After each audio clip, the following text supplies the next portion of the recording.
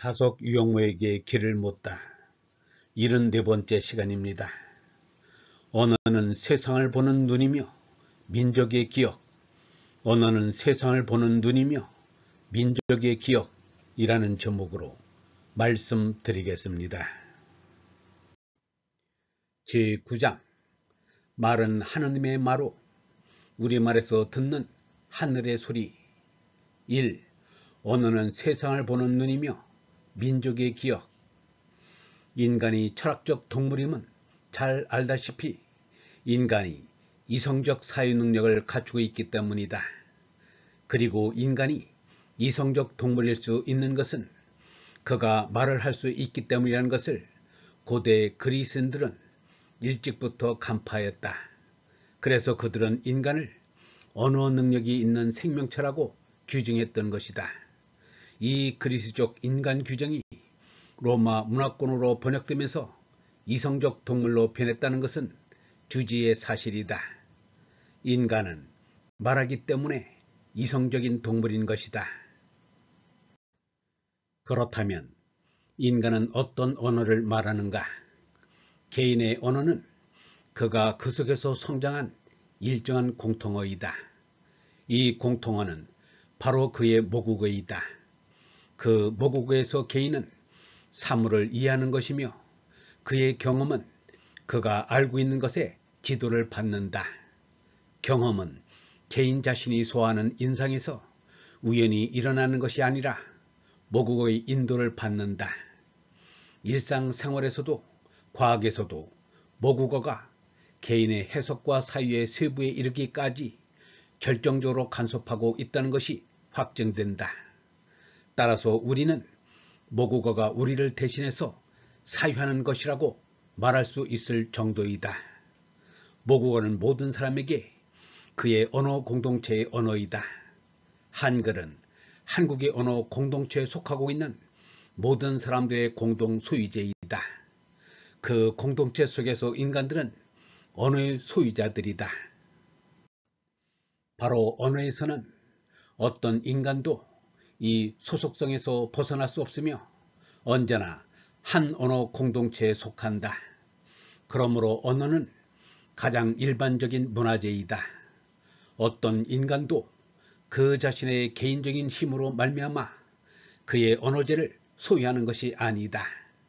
차라리 언어의 소유는 언어 공동체에 대한 소속성으로부터 인간에게서 생겨나며 인간은 그의 모국어를 습득하면서, 즉 인간은 이 언어 공동체 속으로 들어가서 자라난다. 예술 선생도 이런 중요성을 다음과 같이 표현하였다. 사람이 있는 곳에 말이 있으며 결의에 사는 곳에 결의말이 있다. 결의말은 실로 결의의 정신이요 생명이다. 결의말의 소리가 울리는 곳에는 결의의 정신이 약동하며 결의말이 번지는 곳에는 그의 결의의 생명이 번진다. 그리하여 결의와 결의말과는 흥망을 같이하며 성세를 같이한다.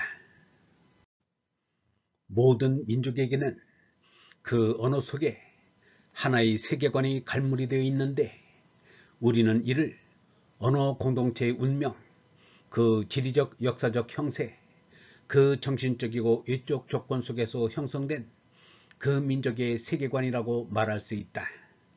이러한 모든 상태가 두 민족에게 동일하지 않듯이 이러한 다른 상태에서 생겨난 두 언어 속에 갈무리 되어 있는 세계상 역시 같은 것일 수 없다. 언어보다도 한 민족의 운명과 견고하게 결합된 것은 없으며 한 민족과 그 언어와의 사이보다 더 밀접한 상호작용은 어디에서도 발견되지 않는다. 그런 의미에서 예술 선생은 다음과 같이 말한다. 배달말은 배달결의 문화의 연장이요 창조의 결과이다. 문화와 창조가 한 가지로 자연에 대한 사람의 이상 실현의 정신적 자유를 뜻한다. 그런데 자유는 정신의 본질이요 생명의 본질이다. 그러므로 우리말은 우리 결의 창조요 자유이며 생명이다. 언어 공동체는 다른 모든 공동체의 전제이다. 그 이유는 그것이 단순히 의사소통을 가능케 하기 때문만이 아니며 무엇보다도 의사소통의 토대가 되는 공통의 세계관을 매개하기 때문이다. 따라서 인간의 많은 공동생활과 공동작용에 대한 존재가 어디엔가 있다고 한다면 그것은 언어 공동체 안에 있는 것이며, 그렇게 해서 한 언어의 효력 범위는 한 민족에게 자연적인 영역이 된다. 한 언어에 속하는 모든 이들은 그 어떤 다른 공동체보다도 서로 가까이 있으며 그들은 운명적으로 서로 그리고 그들의 언어와 결합되어 있다고 말하지 않을 수 없다. 이런 의사소통 공동체로서의 민족 공동체를 예술 선생은 일찍이 결례라는 말로서 풀이하였다. 결례는 두 가지의 기초를 가졌다.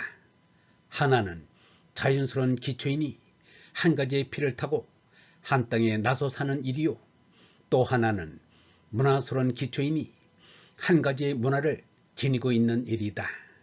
문화라는 것은 바깥 자연의 땅과 그 밖의 물건에다가 사람의 슬기로운 이상대로 힘을 더하여서 농사를 짓고 집을 짓고 쓸 물건을 만들며 안악자연의 마음에다가 사람의 슬기로운 이상대로 힘을 더하여 과학, 도덕, 예술, 종교를 만들어냄을 이름이다. 그리하여 피의 공동은 한 줄기의 목숨을 가짐을 뜻하고 문화의 공동은 한 형식에 사는 이상과 사는 길을 가짐을 뜻함이니 말과 풍속 습관이 다 이에 딸린다. 다시 말하면 결례는 다만 피를 함께 타고났을 뿐 아니라 또 그 피로 된 목숨을 살아나가는 방식을 같이하여 지켜가는 것이다. 이와 같이 결례란 문화적 개념이다. 만약 저 피의 공동만 있고 이 문화의 공동이 없다면 그것은 단순한 인종학에서의 종족이 될 뿐이요 결례는 되지 못한다. 우리는 우리가 우리의 체험 내용을 정돈하는 데에도 모국어의 도움을 받으며 우리의 인식을 개념적이고 논리적으로 파악하는 데에도 모국어의 도움 없이는 불가능하며 우리 행위 역시 모국어의 안내를 받고 있음을 확인할 수 있다. 도대체가 우리는 잘 갈무리되어 있는 세계관을 모국어를 통해 전수받으며 그 속에서 성장하고 있는 것이다. 그래서 모국어 사용 집단의 사유의 동일성과 동종성 역시 모국에 감사해야 함을 보았다. 따라서 주어진 시간과 공간에서 주체적으로 사유해야 하는 이 땅의 철학자들은 무엇보다도 우리의 모국어인 우리말에 통달하여야 한다. 우리는 우리말로 철학하도록 운명 지어져 있는 것이다. 철학하면서 우리말을 사용하는 언어 공동체는 운명적으로 서로 사이에 우리말로 결속되어 있음을 잊지 말아야 한다. 이런 의미로 언어의 중요성을 예술 선생은 이렇게 힘주어 말하고 있다. 오늘날 우리 사람이 가지고 있는 말은 오랫동안의 역사적 생활에서 문화활동이 말미암던 길이요 연장이요 또 그 결과의 싸움이다. 따라 말은 그것을 가지고 있는 개인이나 결례의 문화의 형태를 나타내는 거울이 되는 것이다. 말의 거울은 다만 수동적으로 사람의 문화활동의 열매를 거두어 가지고 있음에만 그치지 아니하고 다시 반사적으로 그 빛살을 쏘아내어서 사람의 문화활동을 비추며 북돋으며 재촉하는 적극스러운 노릇을 한다. 그러므로 말의 거울은 다만 지난 적의 모습을 알아볼 수 있을 뿐 아니라 나아가 올 적의 소망을 점칠 수 있는 것이다. 마지막으로 문화의 세계에 언어의 중요성에 대해 강조하고 있는 예술 선생의 말에 귀를 기울여보자. 말은 정신의 표현이요 자유의 산물이다. 말은 자유정신의 애지음이다. 말은 다만 애지음으로 말미암아 성립되는 것일 뿐 아니라 도로 또 사랑을 애지으며 슬기를 애지으며 생활을 애짓는 것이다. 그러므로 말은 자유정신의 애지음의 결과인 동시에 또 자유정신의 나타남의 원인이요 수단이다. 이러한 의미에서 말은 애지음과 떼려야 뗄 수 없는 깊은 관계가 있는 것이다.